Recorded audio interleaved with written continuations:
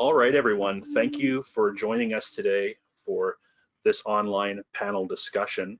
I am Christian Bates-Hardy, Communications Consultant with the Saskatchewan Parks and Recreation Association, and I'll be providing technical support for today's webinar as well as doing this introduction. This is the first in our Navigating the New Normal online discussion series. We'll be doing several of these online panels throughout the summer as we gather people together from throughout the recreation industry to answer the questions and to ask questions about how the coronavirus, COVID-19, has been affecting and impacting our industry, and what we can do as leaders of community development in our communities.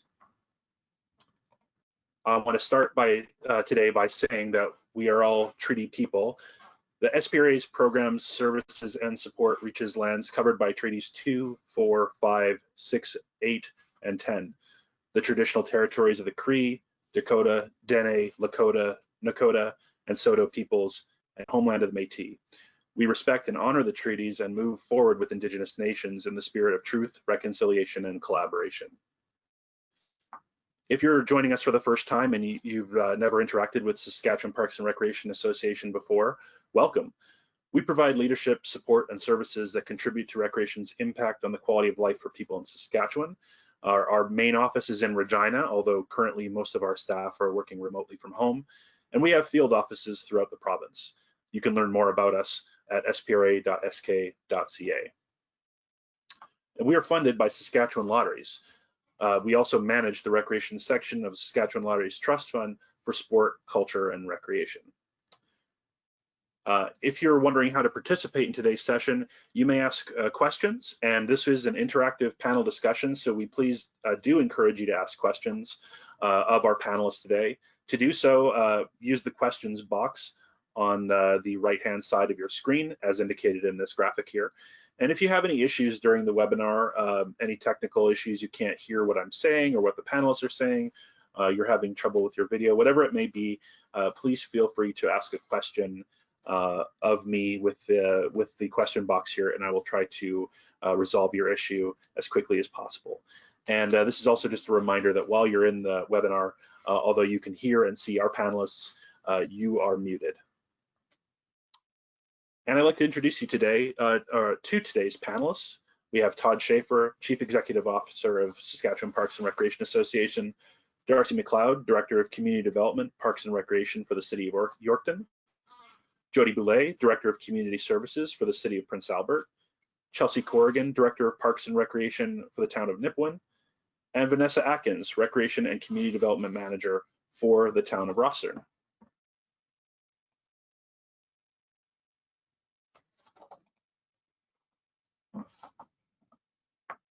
And I will turn things over to our panelists now.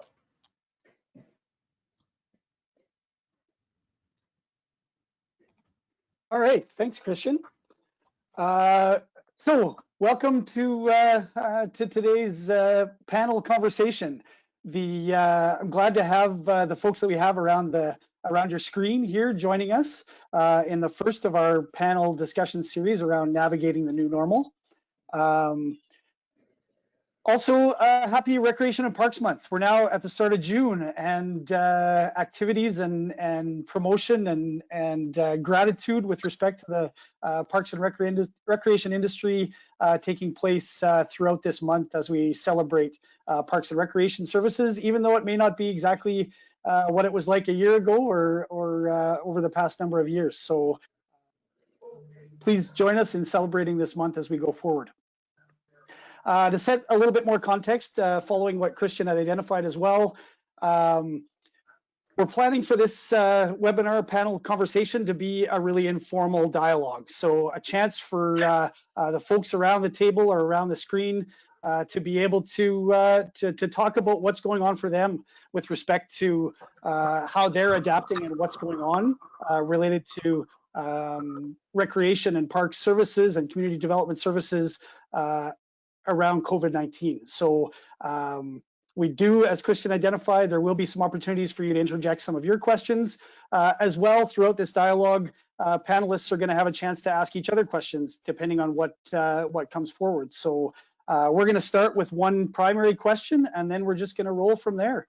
And so you guys get it's almost like you're eavesdropping on a conversation amongst these colleagues here this morning. So with that, I'm going to start by asking each of you panelists, thanks for joining us today.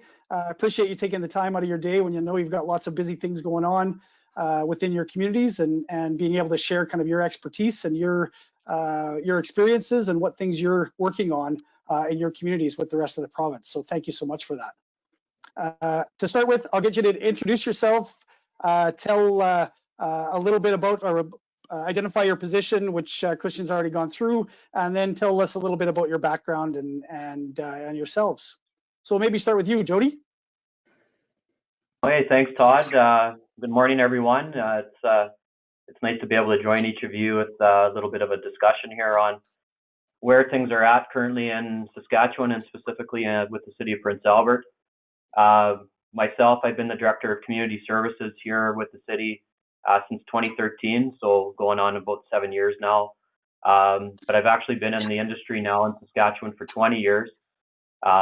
It's flown by, that's for sure. It was a little bit of a reminder in 2019 how quickly time goes. I started in 1999, and here we are in 2020, so we're going on the 21st year. And I also serve as the Director of Cities on the Saskatchewan Parks and Recreation Association Board. Maybe just if it's not too late for people out there to consider being nominated for the board. I think it's a good thing to be a part of, and it's a good way to build your network in the province and beyond. And it's a great professional organization. So maybe just a quick advertisement if it isn't too late for some of that. But that's a little bit about me, and I got a young family here in Prince Albert. We love the parks and recreation end of things that Saskatchewan delivers, and also the quality of life that gives. It's sure I've been a good indicator of how people miss parks and recreation services when they don't have them. So I think that's something we can touch on in this call. Great, thanks, Jody. Chelsea, how about you? Great, thank you, Todd. So I am the Director of Parks and Recreation for the town of Nipawin. I have been here for 8 years now, and in the industry, like Jody mentioned, I've been in the industry for about 14 years, which also seems like a long time, but it seems like it's going by very, very fast. I really enjoy the pool. We do lots of programming here in Nipawin. I'm involved in the rink, cemeteries, parks, ball diamonds, all those kinds of things here.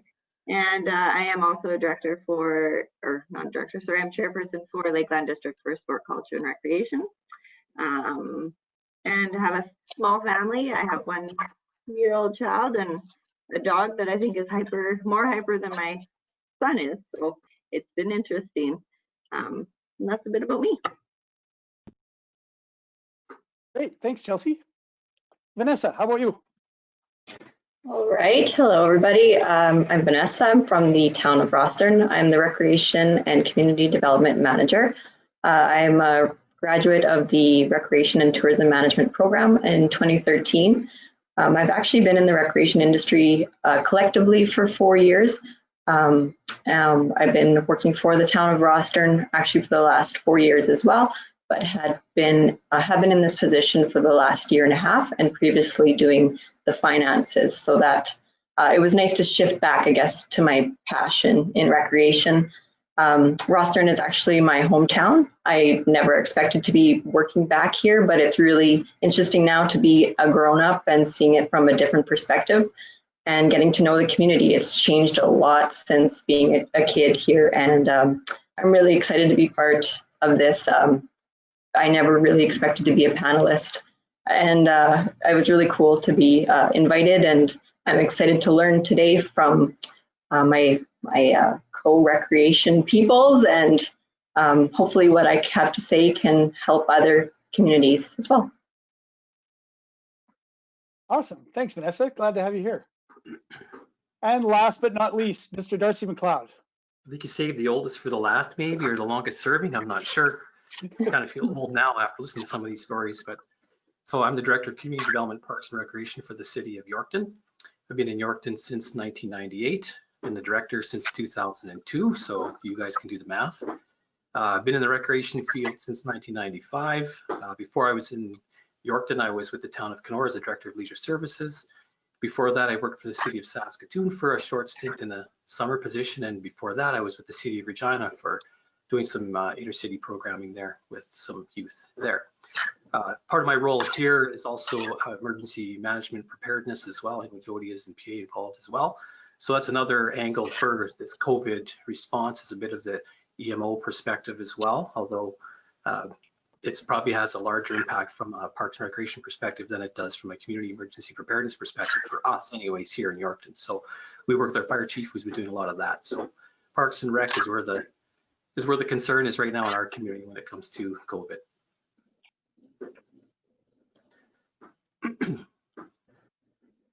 Great, thanks, Darcy. I think I'm actually going to leave my microphone on, and maybe you folks as well, and then there's an opportunity to jump in as things go. If we end up getting a bunch of feedback or Christian tells us we can't, then we'll adjust that as we go along as well. So to start with, it'll be, I just want to start with this, the opening question that we have folks signed up on this webinar for. So I guess I'm curious as to how your communities are adapting to COVID-19. What are the things that that are going on for you folks, and what are the things that that are making a difference right now in that adaptation? Well, I could jump in, Todd, on that one. I think what the biggest factor's been, and again, I kind of touched on it in the introduction, is you know, we've all valued, of course, as you know, recreation and park service providers in the industry, the services we provide, and I tell you, I think the number one thing I hear from the community is the fact that how much they miss the services that you know are normally available, and you know, not having that quality of life that you can normally provide those services under has been probably the biggest factor that we've heard.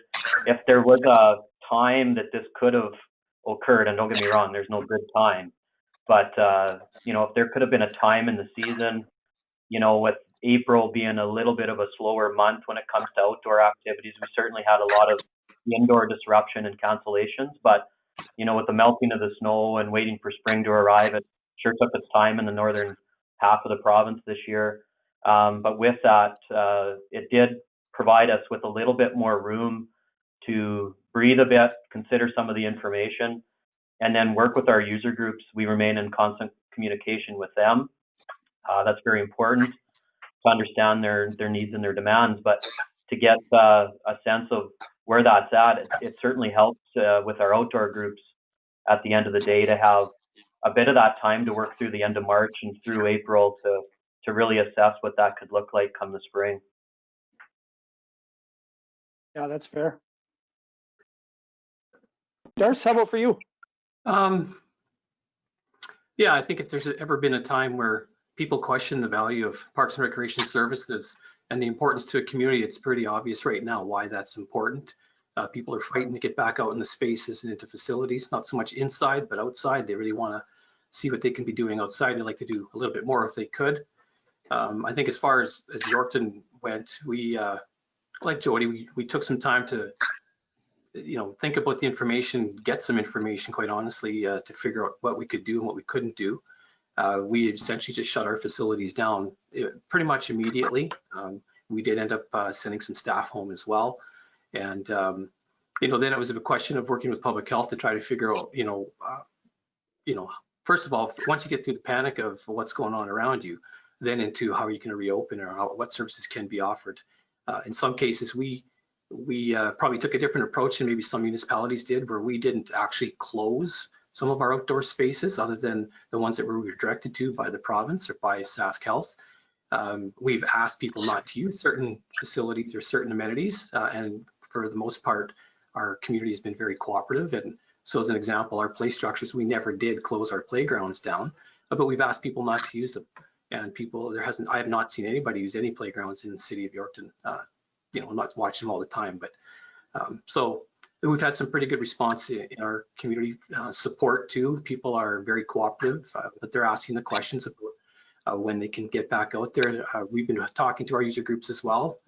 We have more discussions to have, obviously, but you know, we've been talking about what their plans might be when the doors are opened again, as an example, within the arenas or whatever it might be. See how they're thinking they're going to be able to do their programming, just because there's been in my mind, a bit of a disconnect between the facility owners, which is typically the municipalities, and you know, the province or whoever else. So I think working with our user groups is going to be important to help us determine a plan to reopen.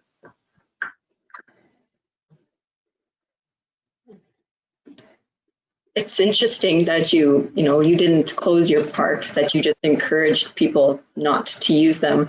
And that's nice that people are actually abiding by that. We have struggled with that a little bit, and it came into effect as who's enforcing to ask people to leave the park. So we did determine that RCMP can be called, and our parks are closed at the time, but we were considering opening them in phase 3 so that people have something to do. Seems like, you know, you're taking so much away and you want to reincorporate something, so like one step at a time. So green spaces seem like a legit things to start with, I guess. And communication is important to, you know, to clarify, because a lot of people didn't know what the directives meant necessarily. So there's a lot of confusion as well. So I think there was a lot of time spent at the beginning trying to be the go-between between the province and the community to help them decipher what the orders actually meant. I know a lot of people just instantly closed everything, and we only closed when we were told to close. And if we didn't get an order to close, and we came up with our own strategy.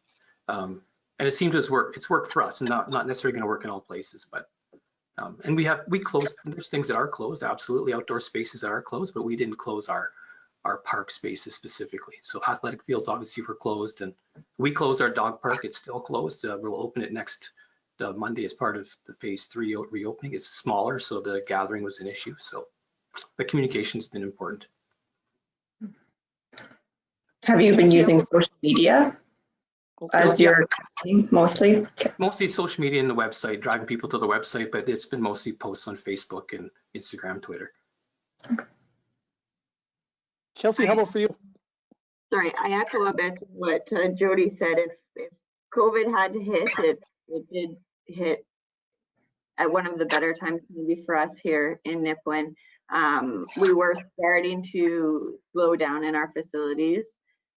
We did actually have to close our rink early, so lost playoffs and stuff like that. That definitely has affected our residents. The lack of programs, like Darcy said,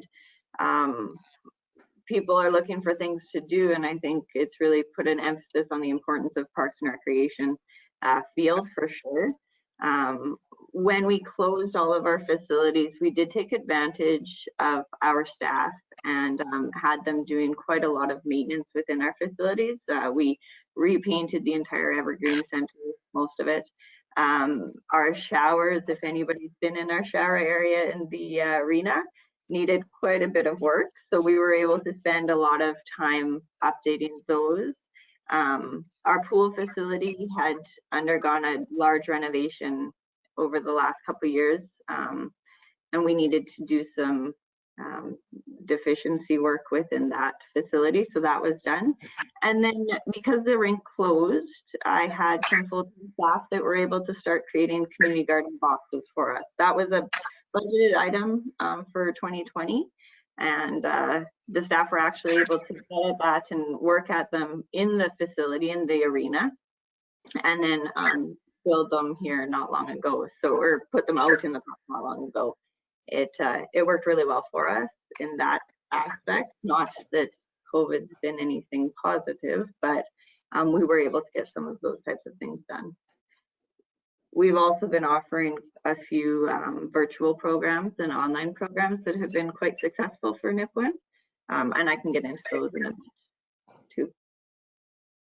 Those are good points, Chelsea. And also just to touch on Darcy's points around how they staged the closures of their facilities, or if they even did, I can certainly appreciate that.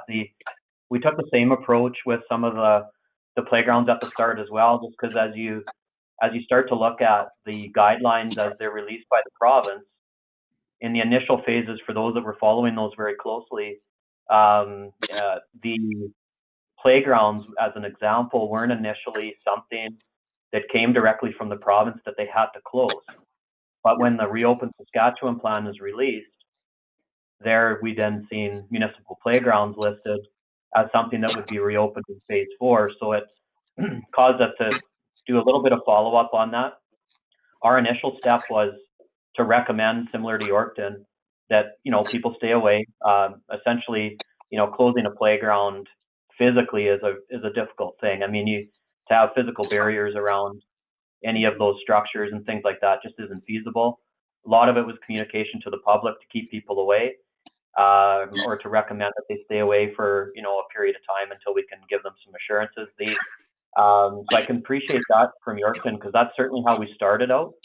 But then we had to make some adjustments as time went. We were seeing some gatherings here in Prince Albert that did create some concern with our decision makers, and so we did take some steps. Now playgrounds, really just with some signage, really seem to work well here.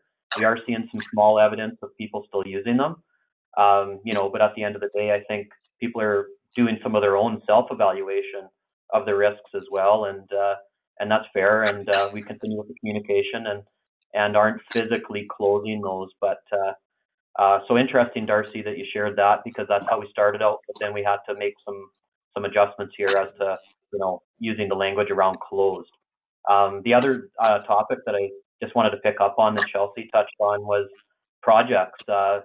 This has been a great time to be able to move through some of those projects in our facilities and outdoor, for that matter, and everybody knows what they are. There's those ones that you never get to, those opportunities, without the public in the buildings, to be able to, whether it's, enhanced cleaning procedures, or it's, getting through some of those storage areas, or it's completing projects that have been approved in the budget.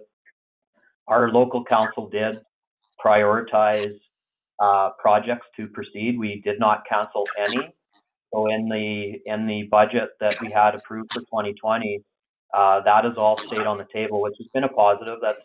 It helps create some economic spin-off in our community, but allows us to keep people employed at the same time.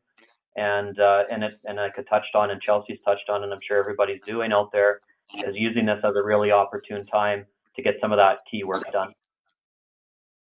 Yeah, I think some of the larger municipalities and maybe PAs in that group, I don't know, like Yorkton's not in the same group as Regina and Saskatoon from a financial impact. We're still working on the financial impact, but I'm pleased to know that council, they're concerned about it, but it's not their, I don't want to say they're not their major concern, but we'll get there with the financial impact to our community. But again, we don't have some of the services that the larger cities have, where they're being hit so hard, and they depend so heavily on some of that revenue. So the Gallagher Center here has been shut down since whatever it is, the third week in March. We've kept our maintenance staff on. I went to council last night. They're okay with me keeping them on and doing projects outside of the Gallagher Center, because we're almost through this building with the maintenance and the deep clean that we've been doing. So it's kind of good to know that as much as there's worry about the bottom line, there's also worry about the employees of the municipality and the economic spin-off that generates as well. And same with Jody, same with you guys, and Chelsea, Vanessa, I'm sure too, where it's some of the projects nothing's been cut from our budget. We're continuing to go as if it's a normal year from a capital budget perspective. So there's lots of positives to take out of this as well. I think it was just a matter of us, and that's what recreation people are really good at doing, is adapting. And so, there's probably no better people to be involved in something like this than the recreation people, because it happened, a couple of weeks later, you're right back into it. It's all, everybody's talking about the new normal, and quite honestly, we don't know what that looks like, but the normal that's been in the last 3 months has kind of been fly by the seat of your pants almost, and we are, as a sector, really good at that. It's been a great time to connect it doesn't seem to matter if it's larger city like yourselves or smaller communities like Rosthern. We're all kind of relying on each other, and I've used the resources out there that I didn't really depend on before, like SHA and Canadian Playground Inspection, even SPRA for that matter. I really leaned on our facilities consultant, and it's all of those resources are there for a reason. The Life Saving Society, Red Cross, it's been really interesting to bring everybody together, to get through it. It's interesting hearing some of the things that you folks are identifying, and I'm pleased to hear that you folks a little bit on some of the SPRA staff and expertise, as well as hearing what's where you can draw on those resources throughout the network as well, right? And so hopefully things like this kind of a webinar help to reinforce that you're not alone. You've got these opportunities, and you've got people that are in similar boats across the province and across the country and around the world, really, that are trying to deal with the same situations that you folks are dealing with. You had talked, there was, I think it was Vanessa, you talked a little bit about enforcement on playground things. What's the, I guess, launching out that idea about enforcement? I know that's been a topic of conversation, certainly between us and the ministry right from the outset. Here is, recreation departments are not set up necessarily to be enforcers related to these facilities and these spaces. So how are you folks handling that? Vanessa identified the RCMP as part of the support. Has that happened in some of the other jurisdictions, or is that even an issue at this point? Well, we've got some, like, RCMPers are involved, but they're probably not the focus of the enforcement. It's complaint driven for the most part, the way I understand it, what I'm hearing here in town anyways. And it's coming to our offices, essentially. If it's happening in our space, we're getting the call. And so again, it goes back to that communication and awareness piece. One complaint or a couple complaints that we had was about the skate park, because we did not close the skate park. We did ask them not to use it, and if they were going to be there, to physical distance. And so we were getting complaints, but we were also getting people saying, you better not shut down the skate park. What else is my kid going to do? And there's kids out there today using the skateboard park, and I haven't had a call on it in over a month. But that's because, again, people are fairly respectful, and they go out there and they understand that there's that social distancing requirement. I was also in a meeting for a capital project on a road where we're building some pathways, and I happened to be involved, and all of a sudden the RCMP cruiser came up and called me over and said, you guys got to disperse or separate, because they had numerous calls about all of us standing there having a site meeting. But and it's a good example and a good reminder to everybody that there are people that are really concerned about this, and they have every right to be concerned about it. So, from an enforcement perspective, we're trying to use an education, obviously, but also our public health officials. We have, our local public health manager is, we're in constant contact with him, and he'll get clarification, or we'll provide him with a plan of what we're doing. And before we do anything, we okay it with public health. And so we'll refer to them as well and ask people to phone public health, and then they typically will do the enforcement or find out who to call. Right. Yeah, enforcement's been, it's an interesting topic because, again, you have to weigh out the challenges that people are having with, going through an extended period of staying indoors and needing some type of outlet to be able to, the mental health that comes with that and everything else. But as far as enforcement's concerned, we do have our own municipal police force in Prince Albert, in constant contact with them, but it's been more just around encouraging people to comply. If they do come across issues that maybe are reported, it largely is complaint driven here in Prince Albert as well. But what they'll do is they'll have a good friendly conversation. They'll provide some reminders. I think that job that they're doing has been done really well. Unfortunately, we did have to close our skate park here in Prince Albert. It is a really popular, destination as it is in all our communities. And at the end of April, we were getting some really nice weather, and with that, everybody was raring to go. We tried again to allow some access without having to close. Unfortunately, we were getting, in excess of over, 100 to 150 kids there in an evening or over a weekend in a specific day, and it just wasn't something that I think by allowing it to happen wouldn't have been sending the right message to the community. And that's something that we certainly struggled with because we were trying our best to keep everything open, having people comply, but enforcement hasn't necessarily been something where, you know, anything beyond a friendly conversation hasn't been required. And I think too, we've had a little bit of enforcement with the RCMP, and they've been really good. If we call them when we have a concern, they will respond to it, which has been nice.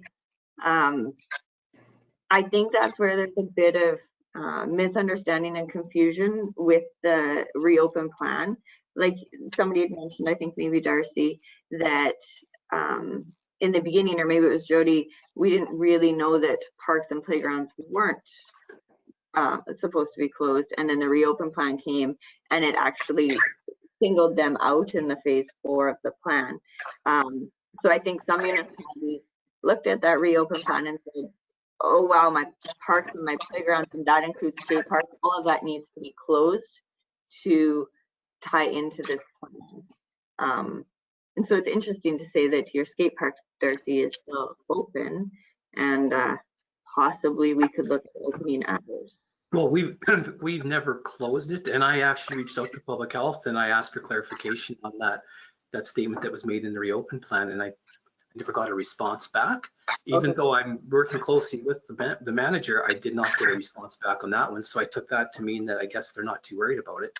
And if again, because it's complaint driven and complaints were being made, we never got word or direction to shut it down. But we did talk to people. We have signage out there, and you know, parents are involved. We're fairly well connected with our skate park users, so I think that helps again. But yeah, I mean, again, everybody's different, and we just didn't go and jump on the shutdown bandwagon right away. We took advantage of it because, okay, the rink's shutting down, the pool, we're draining the pool, we're pulling the plug on everything so we can save some costs, because we didn't think it was going to come back before the season to be saved in for hockey. So it was a bit of us taking a bit of a risk as well, but also, you know, just because Vancouver was closing their playgrounds didn't mean that Yorkton needed to close their playgrounds. And that's kind of the discussion that we had internally was, let's have a balanced discussion about this, and then we'll work with public health. And because it was happening so fast, and you know, they didn't come up with the parks and playgrounds until the reopen plan. Like that was weeks after we shut things down. So, you know, there's risk in that, and I know there's liability concerns, but I think it's, you know, with a skate park specifically, it doesn't matter what happens at a skate park, the city's on the hook for it. And back when skate parks were first being built, there was a fear that we can't build them because of liability, and people are going to get hurt. Well, that's what skateboarders like. That's a badge of honor. So, you know, so we got through those hurdles back whenever that was, and so I think we're maybe because I've been around for a while, I'm okay to take a risk every once in a while. And of course, I'll talk to council and the city manager, and if they're okay with it, then I've got my back covered. So that's how we were able to do it, or I don't want to say we were able to do it. We just didn't jump because we didn't know. We weren't going to make a decision until we had the information, and we didn't have the information, so we didn't. We shut down what we needed to shut down. That's refreshing to hear. Yeah. You know, that's a good approach. And just maybe to link onto that, Darcy, in getting council's endorsement in the different things that you're either choosing to keep open, or as we proceed through each phase and as those phases are released, I'm just kind of curious what each community, what type of steps have you outlined to kind of bring that decision to council's table? Well, what we've done here is we've kind of gone month by month. And so we're not you know, they want to know when it's going to reopen. Well, I don't know. Nobody knows that. There might be some people in Regina, they're thinking about it. Everybody's got their opinions, but at the end of the day, it's, you know, here we are at the beginning of June. We're looking to shut things down in July. There's probably not a lot left to shut down because everybody's canceled their events, and it's pretty much a no-brainer. But so we've been doing it month by month, and then projecting out 3 or 4 months from there, but only acting on a month at a time. Just to allow people to plan and allow us to plan as well. And they've appreciated that because they didn't really want to jump into everything right away and do an absolute closure of everything, because they were nervous to do that too, in case all of a sudden things changed and we could open up everything. So I think, you know, again, give credit to city manager and council here for not just jumping into things and panicking and having that discussion. So last night I went to council, I gave them an update, and we're talking, like, I don't know when it's going to open, but we're planning into September now. And so it's a couple of months, and are they okay with us going that far in advance? And if once we get to August, we'll probably go back and give them an update of what we know to date, and what are you doing with your staff, all those things. We'll have a better idea of the financial impact by then too. So again, I think it's just a communication thing. Communication has been definitely one of the hardest things to stay on top of with all of this, I'm finding. And I'm also learning that signage is key. Very specific, or not, I guess, depending on the location. But signage is definitely something we're going to be investing more money in than we had planned.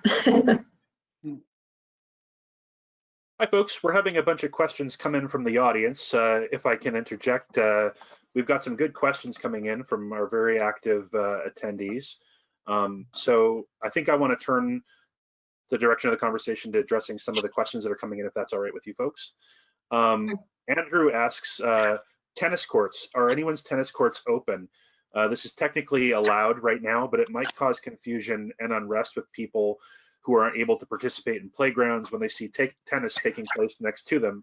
So are you opening tennis now, or are you waiting for phase 4?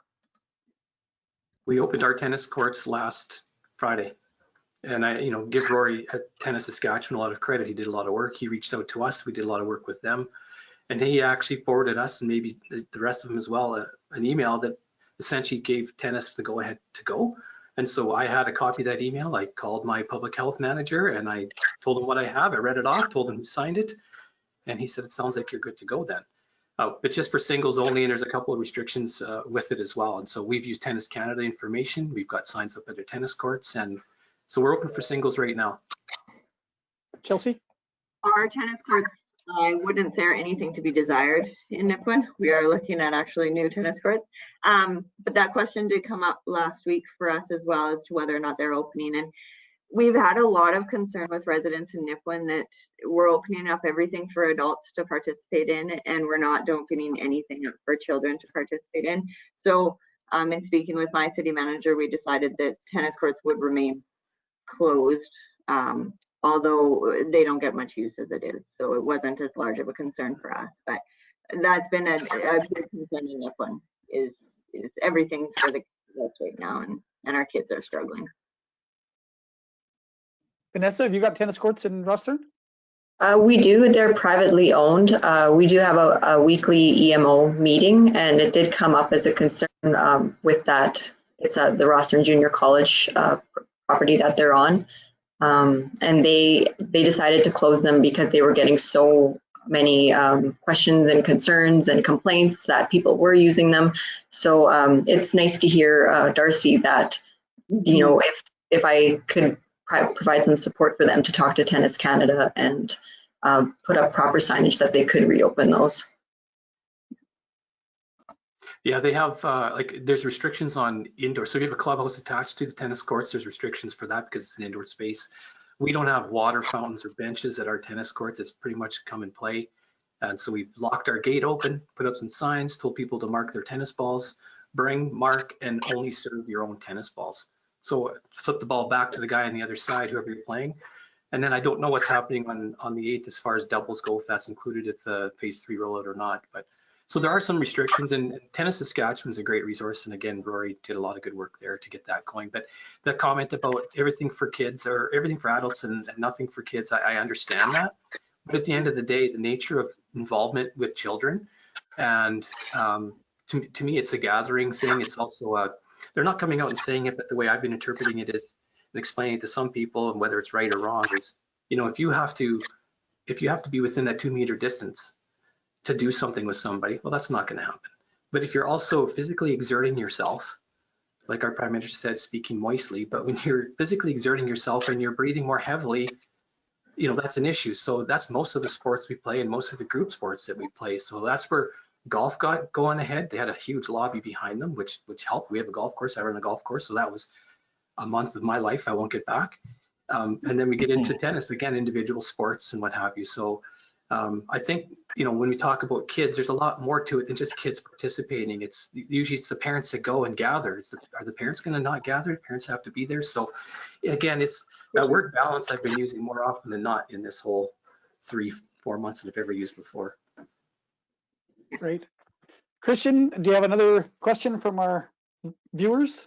Yes, and actually this is sort of a follow-up. A number of our attendees have been asking related to the question of children and what programs are available. Do you have any plans in place specific to children and youth? Any children's summer programs or summer programs for youth? And if so, what do those plans look like? Jody, do you want to start that one? Good question. Sure, yeah, I certainly the opportunities for kids and the programs that we operate, our summer annual playground program as an example, we get almost 10,000 visits to that program each summer over 10 different locations. So it's a very popular program, you know, structured areas, supervised staffing models. I mean, everything that goes with it, of course. Having a look at now what that could be this year is a bit of a difficult task, just because a lot of it's going to be, I think, a phase 4 consideration potentially, just because of the gathering numbers that we're going to require in order to make it feasible. So we are looking at across the 10 different locations, some potential to be able to offer programming, but like Darcy mentioned, you know, keeping distances with kids, keeping that type of environment. I don't know how that's going to be feasible, doing it in person, but we are waiting to see what maybe some of those guidelines look like under phase 4.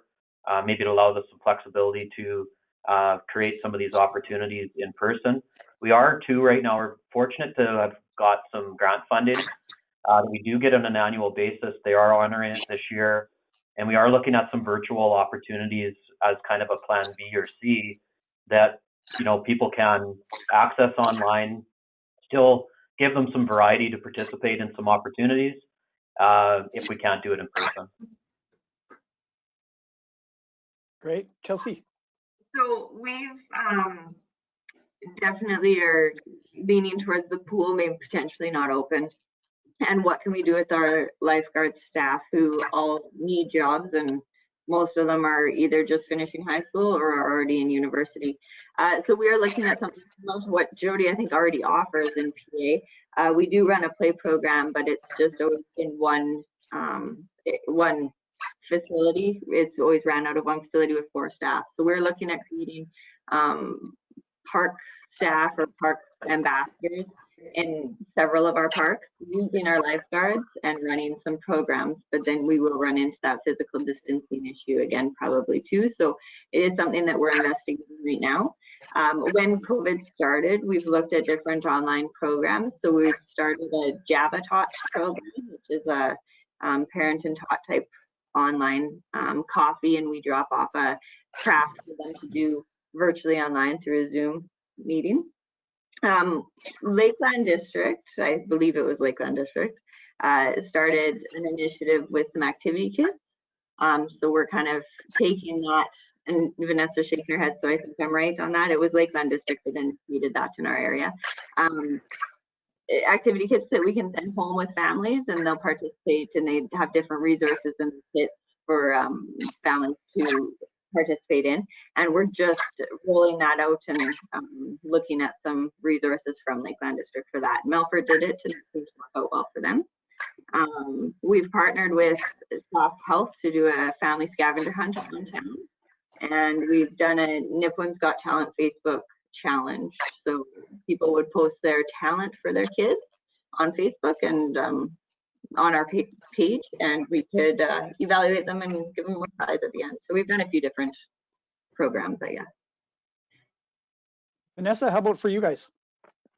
So we do have a playground program as well. This year, being a smaller community, I guess we can get away with some different things where we're planning to do a subscription style box or bag drop off of activities weekly. That could include different crafts, activities, projects, challenges, that sort of thing. But there's definitely a lot of questions swirling around it. You know, does our summer coordinator need to be wearing a mask and gloves when she assembles these boxes? You know, is there any privacy concerns? So definitely some things we're still working through, but that'll be our focus. Our coordinator starts next week, so I'm really excited to have her on and also start some sort of virtual programming, not even just for children and youth, but to expand, to our seniors who also need support, adults. I know Martinsville does some mood boost stuff, so they provided us some information. So that's our plan. We're leaning the same way as Nipawin with our outdoor pool that we most likely will not open. So we do have a lot of lifeguards looking for work as well. Hopefully with our Canada Summer Jobs funding, we can, stretch it to get them to do some cemetery planning and mapping, as well as landscaping, grass maintenance. But that's kind of where we're at. So in Yorkton, we actually canceled our summer program. We did retain 2 staff. We're actually, I guess the best way to describe what we're going to have them do is Yorkton Wanderers instead of Saskatchewan Wanderers. It's a Yorkton Wanderer. We're going to put a lot of our information, like we have walking tours and what have you that you can go and do, and we're going to do some digitizing of our walking tours. Same thing as Chelsea Sunhope Park Ambassadors. We're just not sure how that's going to look yet, and so we're kind of waiting to see what the gathering restriction will be. I think they're still going to have that distancing requirement regardless of whatever the gathering restriction is. So going to make it a little bit difficult maybe to do some group activities anyways. So, but we haven't ruled it out entirely. As far as the community knows, we've canceled it. If things change, we might, start a smaller program. So we've got 2 staff to do that. So that's essentially what we're doing. We've done some online, we're trying to do some online stuff. We've been tied up with a couple of outdoor programs that we're working on, disc golf course planning and implementation right now, which is taking a bit of our time. But we're planning to get into a little bit more of the online virtual type programming. Okay. Darcy, one quick question. Sorry. Go ahead. Did you mostly cancel the summer program because of physical distancing, or? Yeah, it's a bit of a, we canceled it at the beginning of May, just because we had a lot of people's money tied up as well. And we thought it could be a hard time for some people, and they have to pay for the spot right now. They can't pay later. So we tied up a lot of people's money, so we wanted to give it back to them as well. But we did it because we didn't think we were going to be able to have, we have 50 kids in our program, and it's a one site thing. So it was either we'll consider reducing that number at a future date if that's the way it goes. So it was a bit of a, we didn't think the gathering is going to change and the distancing is likely not going to change. So we just decided to cancel it. But we told that people that if things change, we would definitely let them know. Awesome. We've set some key dates. Sorry, ahead, Todd, Jody. we set some key dates around when these decisions have to be made. Basically, we've set June 8th for our outdoor water park and the playground program. So just because that normally starts here in the very near future, in order to hire your staff, get the proper orientation done, get all your setup requirements done, we worked out in every facility kind of what our key dates are. And as those dates arrive, if we're not confident we can make a go of it, then those decisions are made and we announce those to the public. So in the next week or so, we'll be making a final decision on those types of summer programs. I do know that in our area, there's some towns that have already said they're not opening their pools.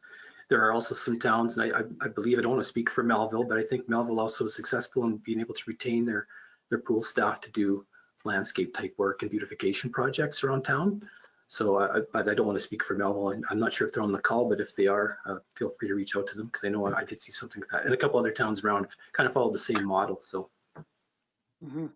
Great, thanks. I was just going to add, I know with respect to the community or the dealing with kids and summer playground programs, there has been lots of advocacy efforts, I guess would be the best way for me to put it, within the ministry related to that clarification of day camps specifically. And I'm hopeful that something's going to come out really specific that's going to help all the communities related to guidance around that. But I know they have been to the details with respect to current daycare and childcare guidelines and using those as a basis then for rolling in. So hopefully there'll be a little bit more information coming out on that one from the ministry as well. But yeah, thanks. Christian, another question? Yes, so Sheila asks, I'm hearing some communities are looking at hosting events and activities because they're outside. What would you recommend they do before they go ahead and host their event? Well, my first thing is you call public health. Yeah. Always be working with public health. Like that should be your go-to for everything, especially. But have a plan in place, I think, and present it to public health. That's your local public health official, and then I think that's the key thing, anyways. And you obviously take into account the physical distancing and, you know, how are you going to make sure people physical distance? How are you going to make sure that your gathering restrictions are going to be maintained? Those types of things is what I would suggest. Chelsea, you know, you can say something.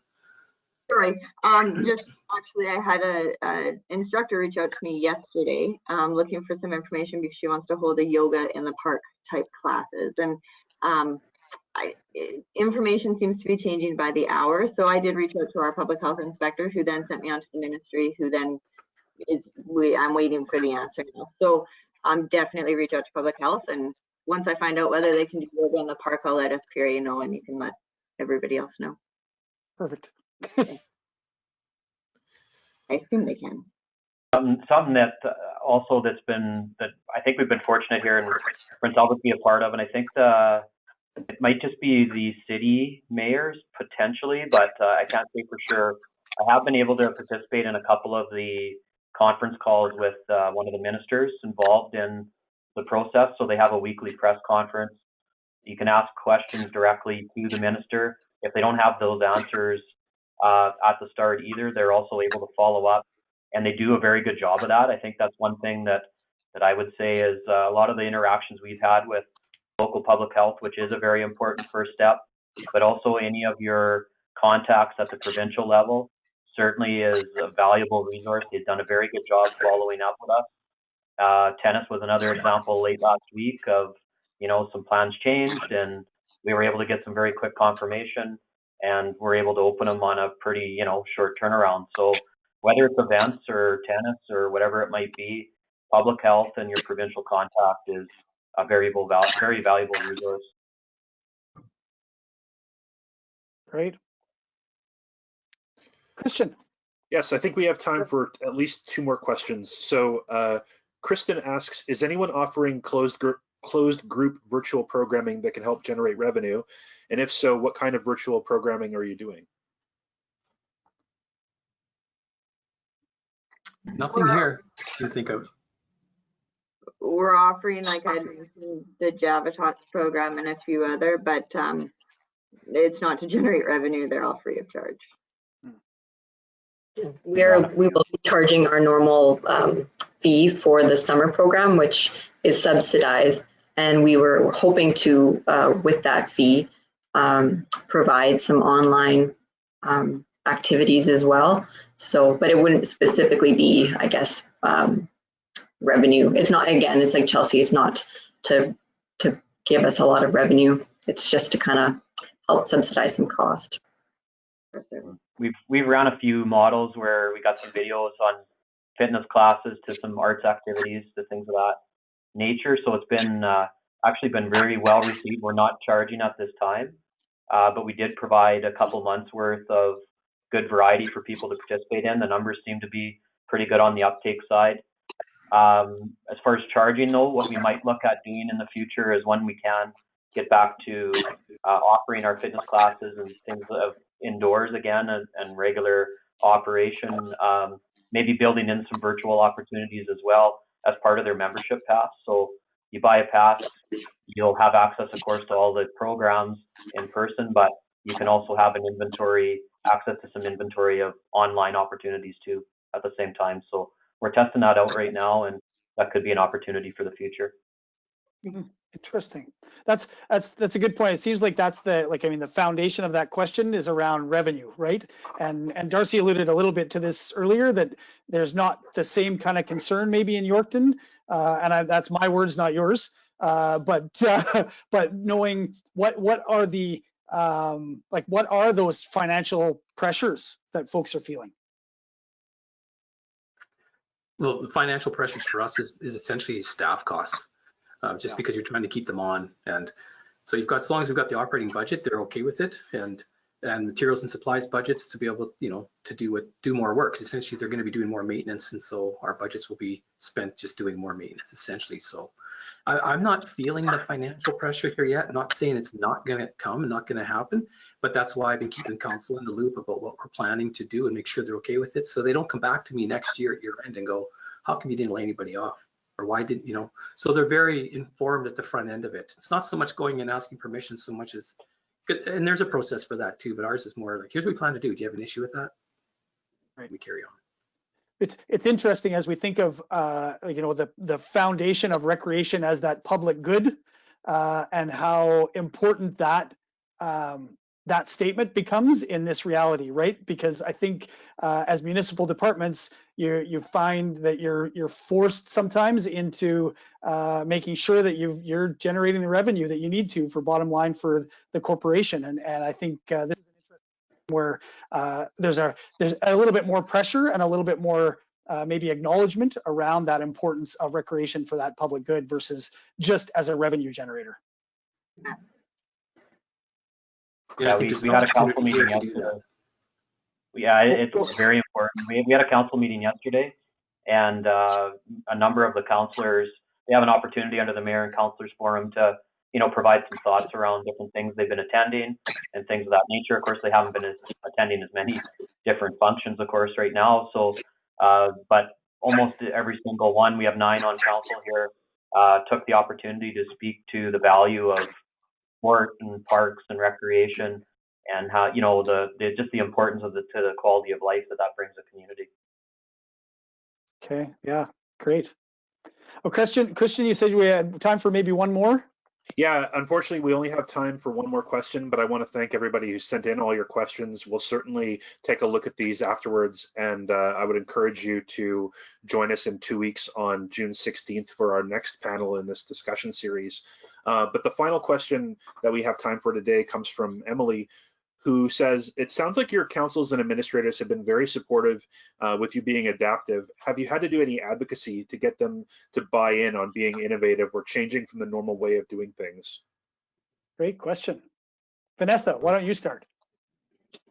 Our council is very lucky. They're very proactive. They really respect my take and my opinion on our stance in recreation right now. So far, I don't have any complaints, but as Darcy mentioned, it's kind of a month-by-month basis, whereas, you know, something we had discussed in the prior council meeting could be completely different the next council meeting.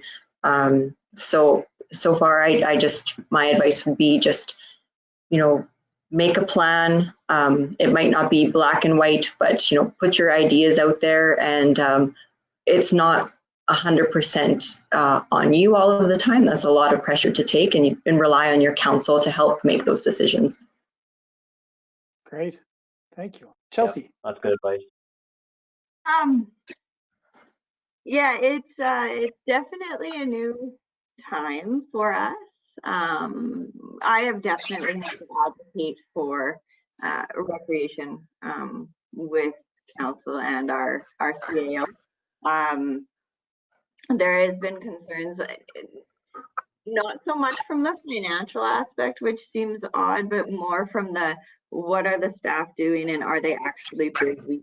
And can you keep them busy during this time, because there's no programs running and there's no facilities open. So I've definitely had to fight, but I don't know if that's the right word, fight for the staff and make sure that I can show council and show our CAO that they are very busy right now. There is the thought that because everything's closed up, recreation professionals don't have a lot to do. Well, I tell you, we're busier than we've ever been, because we're doing our same maintenance, we're still maintaining our parks and everything like that, but now we have COVID on top of it. So there has been a learning curve for our council here for sure. Yeah, so we're learning. Great. I think that's good advice. Like, you're not on your own. You know, informing your council, developing a formal process with them. That you know, as Darcy said, not necessarily always asking for permission, but making sure they're clear on what plan you've developed. In some cases, if you do have financial implications, I would seriously recommend and advise that you do get approvals, because if it's different than what your budget looked like, you don't want to have that conversation in the fall when everything, you know, is being evaluated, and who gave you the authority to proceed in this manner and spend this money. So it's important to have that coverage ahead of time. Essentially, you have to alter your budget here and there to make a go of it, and ultimately they make those decisions. So that's the process that we've developed here in Prince Albert. It's working well, and at the end of the day, I think it's something that the other thing we got to keep in mind is the fall's the election time, and as long as that also stays on schedule, you don't want to be answering those types of questions during an election and not having the authority to have proceeded previously with some of the financial end of things. So that would be my advice. Yeah, great advice. I agree with everybody. I think the one thing I would just suggest is don't surprise them. Don't let them be surprised.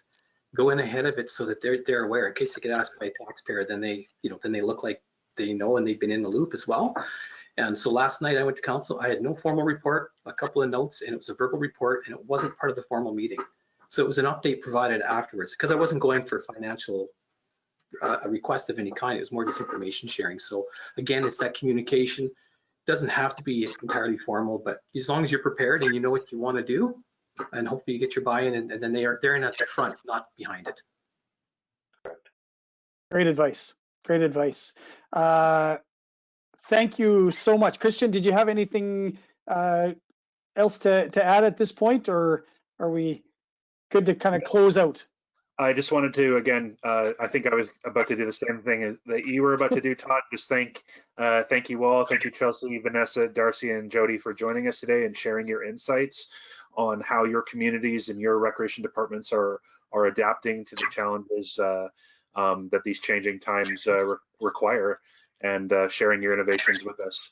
I just want to let our attendees know that once again, there's going to be another panel on June 16th at 1:30 p.m. To 2:30 p.m. That panel will be focused on youth engagement, youth leadership, and youth development, and just how the experience of youth in recreation has been transformed by COVID-19. So if you have more questions or insights you'd like to share around the youth experience at this time, please join us in 2 weeks for that panel, and we'll have more of these online discussions planned throughout the summer. So thank you again for attending. Yeah, and thanks, reiterating what Christian said, thanks Chelsea, thanks Vanessa, thanks Darcy, thanks Jody. Although we may have went into this conversation thinking we needed to be prepared with a bunch of questions, I appreciated the insight, and as always happens when you get a bunch of recreation folks in one room, there's never a lack of something to talk about. So appreciate you guys sharing what's going on in your communities and sharing that with the rest of the province, and best of luck as we go forward. And yeah, thank you so much. And thanks to everybody who's listening. See you in a couple weeks. Goodbye, everyone.